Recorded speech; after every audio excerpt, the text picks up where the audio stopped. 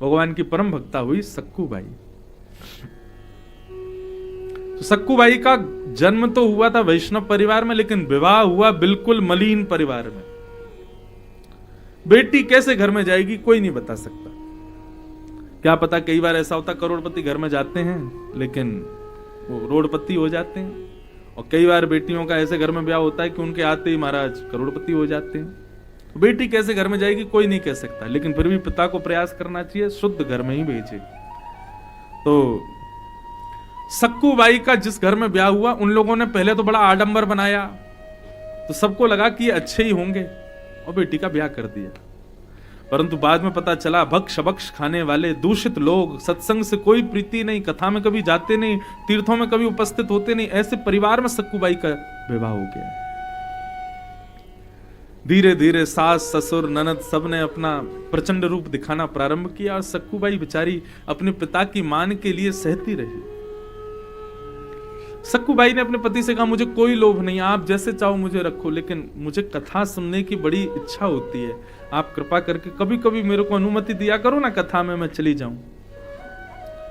पति ने 5 वर्ष तक सक्कू बाई को कथा नहीं सुनने दी, ताकि ये हमारी जैसी हो जाए, कथा बता छोड़े।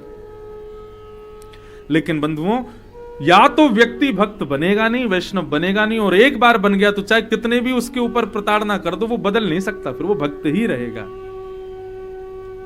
भक्ति तिल के समान है, कितना भी कुछ कर लो तिल रहता ही है, ऐसी भक्ति है। तो सक्कू बाई ने खूब प्रयास उनके परिवार ने किया, लेकिन सक्कू बाई के हृदय से वैष्णवता नहीं गई। एक दिन बर्तन मांज रही थी सक्कू बाई, 5 वर्ष हो गए, एकांत में बैठ के बर्तन मांजते हुए रोती रहती थी कि हे नाथ, मैंने क्या बिगाड़ा आपका, आपसे कुछ नहीं मांगा, कभी बस आपकी कथा मांगी, सत्संग मांगा, वो भी आपने मुझसे छीन लिया, ऐसे परिवार में भेज दिया। सक्कू बाई रोने लगी, और रोते रोते बर्तन मांज रही थी, तभी कुछ कीर्तन की ध्वनि आने लगी। सक्कू बाई ने खिड़की से झांक करके देखा तो शोभा यात्रा जा रही थी, और लोग श्री कृष्ण गोविंद कीर्तन करते हुए यात्रा में भागवत जी लेके जा रहे थे। सक्कू बाई ने मन बनाया, बोले कि ये भागवत की कथा हमारे नगर में होने वाली है, मचल गई, आनंदित हो गई। बोले क्या करूं, कैसे करूं, मैं कहां से जाऊं कथा सुनो, 5 वर्ष हो गए हैं, मानो आज ऐसा लग रहा है मछली को जल मिल गया हो, प्यासे को पानी मिल गया हो, तड़पने लगी, किसी काम में मन ना लगे, मैं कैसे जाऊं कथा सुन लूं थोड़ी अपने श्याम सुंदर की। सास के पास जाकर के बोली, माँ जी, मैंने आज तक आपसे कभी कुछ बात नहीं कही, कभी ऊंची आवाज में बात नहीं की, कभी कोई मनोकामना नहीं मांगी, आज आपसे कहना चाहती हूँ, हमारे नगर में कथा होने वाली है, अभी अभी शोभा यात्रा गई, आपकी आज्ञा हो तो मैं कथा सुन लूं। सास ने डांट दिया, बोले बर्तन अभी झूठे रखे हैं, कपड़े धोने के लिए रखे हैं, साफ सफाई करनी, कौन करेगा ये, चलो सब काम करो, कहीं कथा वथा नहीं सुननी है।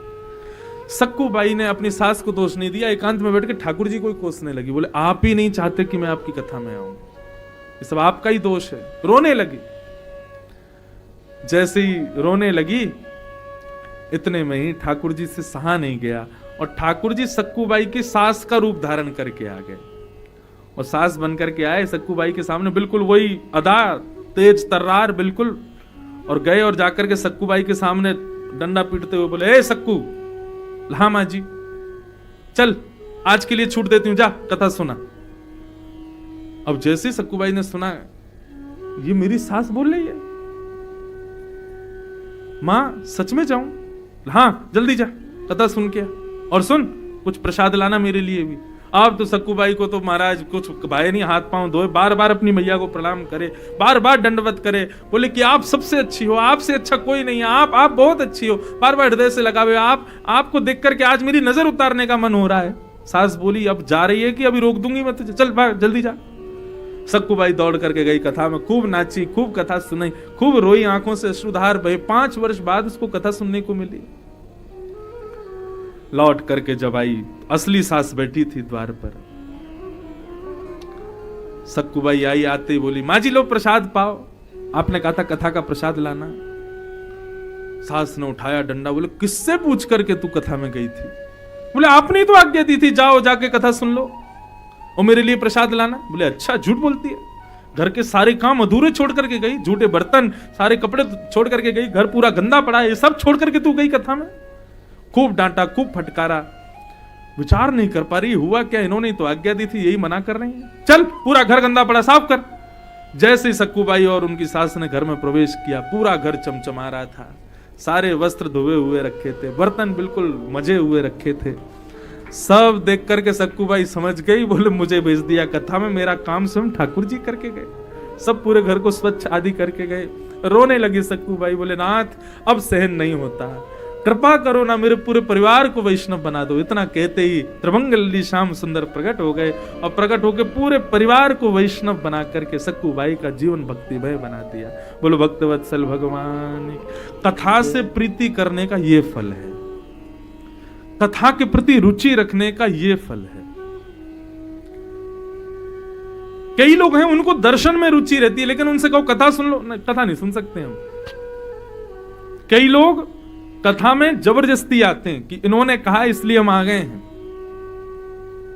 लेकिन बंधुओं कथा में रुचि बनना यह ठाकुर जी की अत्यंत प्रसन्नता का प्रतिफल है। ठाकुर जी बहुत प्रसन्न होते हैं, तब रुचि बनती है कथा में। लोग भजन में रुचि बना लेते हैं, कीर्तन में रुचि बना लेते हैं, दर्शन में रुचि बना लेते हैं, भोग में रुचि बना लेते हैं, कथा में रुचि बहुत कम लोगों की बन पाती है। कथा में रुचि बनना मतलब जगन्नाथ जी की परम प्रसन्नता का प्रतिफल। वही बात श्री यहां पर सूत जी महाराज कह रहे हैं, धर्मस्वनिष्ठितः पुंसाम विश्वक्सेन कथा सुयः नोत्पादये दधिरतिम श्रम एव हि केवलम।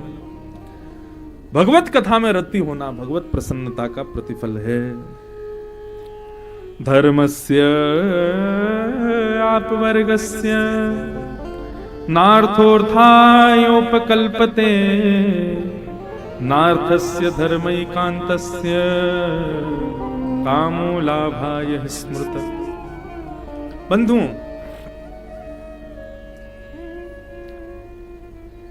पंच स्थिति में भगवत भजन जब हम करते हैं तो वो गिना नहीं जाता।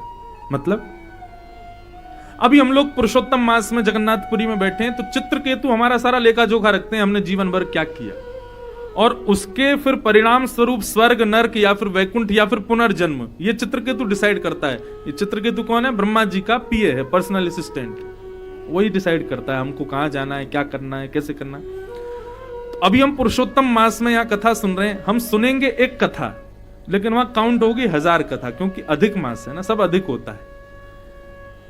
परंतु 5 कारणों से भगवत कथा सुनना, 5 कारणों से भगवत भजन करना, 5 कारणों से व्रत करना, 5 कारणों से नियम करना, ये कभी गिनती नहीं किए जाते। गिनती नहीं मतलब ये स्वार्थ माने जाते हैं, इनको फिर भगवत भजन में गिनती नहीं की जाती। इनकी 5 कारण कौन कौन से? तो यहां लिखा है धर्मस्य यापवर्गस्य। धर्म अपवर्ग स्थिति में करना चाहिए, पवर्ग स्थिति में नहीं। अपवर्ग हिंदी वर्णमाला के 5 शब्दों को पवर्ग कहते हैं। प फ ब भ म। कवर्ग, चवर्ग, टवर्ग, तवर्ग ये शब्द होते हैं, ऐसे पवर्ग शब्द होते हैं। कौन कौन से होते हैं पवर्ग? प फ ब भ म। ये 5 पवर्ग शब्द हैं, और इन शब्दों से उत्पन्न अर्थों में ही भक्ति करना भगवत स्वीकृति नहीं मानी जाती। जैसे कि प से बना पाप। पाप करने के बाद जब आप भगवत भजन करते हो, हे नाथ मैंने पाप कर दिया, पाप हो गया, पाप होने के बाद जब आप भगवत भजन करते हो तो उसकी गिनती नहीं की जाती। दूसरा फल की प्राप्ति के लिए भगवत भजन करना, कीर्तन करना, कथा सुनना, नियम करना, यह भी कभी गिनती नहीं की जाती। आप किसी फल की प्राप्ति के लिए भगवान को रिझा रहे हो तो उसको श्रेष्ठ भक्ति का स्वरूप नहीं माना जाता। चित्रकेतु उसको काउंट नहीं करेगा कभी। तो पाप के बाद किया गया भजन, फल की प्राप्ति के लिए किया गया भजन, प फ और फिर आता है ब, यानी कि बंधन, बंधन युक्त या बंधन मुक्त होने के लिए किया गया भजन। कई लोग वैसे तो कभी धर्मशास्त्रों को मानेंगे नहीं, लेकिन विवाह करने के लिए धर्मों की बताई हुई चीजों को ही करेंगे। 7 फेरे लो, सिंदूर भरो, मंगलसूत्र पहनाओ। आजकल के लड़का लड़की ऐसे करते। वैसे तो कभी कोई कथा वथा सुनेंगे नहीं, लेकिन ब्याह करना है तो और अपने रिवाज से करेंगे। ऐसे ही होता है विवाह। तो बंधन युक्त होने के लिए जो धर्म का आश्रय लेते हैं, वैसे कभी धर्म को पूछेंगे नहीं, उनका भी भजन श्रेष्ठ नहीं माना जाता। तो पाप, फल, बंधन और चौथी वस्तु आई भय, मतलब भय से की गई भक्ति भी श्रेष्ठ नहीं मानी जाती। क्यों भजन कर रहे हैं? बोले कल रिजल्ट आने वाला है, हे भगवान जी सही आ जाए। क्यों भजन कर रहे हैं? बोले हमारी दादी आईसीयू में है इसलिए भजन कर रहे हैं। हनुमान जी कहेंगे वैसे तो कभी पूजा नहीं, अब दादी बेचारी तुम्हें बीमार होगी तो हमको पूज रहे हो। कई लोग होते हैं, देखो इसको बुरा नहीं मानना बात को, लेकिन हमारे घर का कोई व्यक्ति अस्वस्थ हो जाता है, हम तभी पंडित जी को कुछ बताइए ना क्या करना चाहिए, कैसे करें, कौन सा नग पहन लें हाथ में, कौन से ताबीज पहन लें गले में जिससे ठीक हो जाए। भय के कारण की गई भक्ति श्रेष्ठ नहीं। हाँ, वो बात अलग है कि आपकी पीड़ा आदि उस भक्ति से दूर हो जाएगी, लेकिन आपको उस भक्ति के प्रतिफल स्वरूप कृष्ण कभी नहीं मिलेंगे। भय से किया गया भजन, भय से की गई भक्ति भी भगवत स्वीकृति नहीं देती, भगवान उसको स्वीकार नहीं करते। तो प, फ, ब, भ यानी भय, पाप, फल, बंधन, भय, और अंतिम आया म यानी कि मृत्यु। मृत्यु जब समीप आती है तब जो लोग भक्ति भजन करने लग जाते हैं उनकी भक्ति भजन भी स्वीकार नहीं होते। कान पकड़ के सॉरी, आप बहुत वृद्ध अवस्था में यदि भजन करोगे तो भी वो स्वीकार नहीं होगा। अब स्वीकारी की बात तो यह है, देखो बंधुओं, आपको अंतिम समय में भजन करने से भले भगवत धाम मिल जाए, लेकिन ठाकुर जी के प्रिय आप नहीं बन पाओगे। भक्ति का सिद्धांत भगवत प्राप्ति नहीं, भगवत प्रिय बनना है। एक तो होता है कि मुझे प्रधानमंत्री से मिलना है, कोई भी मिल सकता है, लेकिन एक होता है कि प्रधानमंत्री मुझसे बड़े प्रेम करते हैं, दोनों में बहुत अंतर है ना।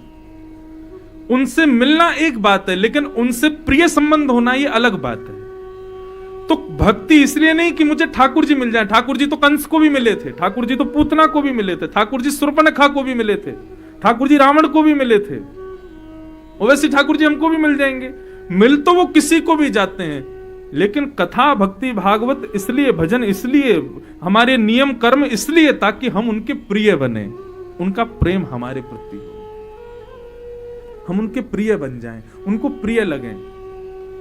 भक्ति भजन इसलिए है उनकी प्राप्ति की। मुझसे अगर पूछो, मुझे कामना नहीं कि मुझे जगन्नाथ जी मिल जाएं, बस वो मुझसे प्रेम करें, जितना प्रेम हम उनसे करते हैं उनका भी प्रेम हमारे प्रति हो जाए। हमारी कामना केवल ये, और मेरी कामना तो ये, एक बार मिलें बस ठाकुर जी, एक क्षण के लिए मिलें बस, लेकिन उस एक क्षण में भी ठाकुर जी ये कह जाएं कि तू मुझे प्रिय है। बस हमारी कथा भागवत सब नियम इसी के लिए है।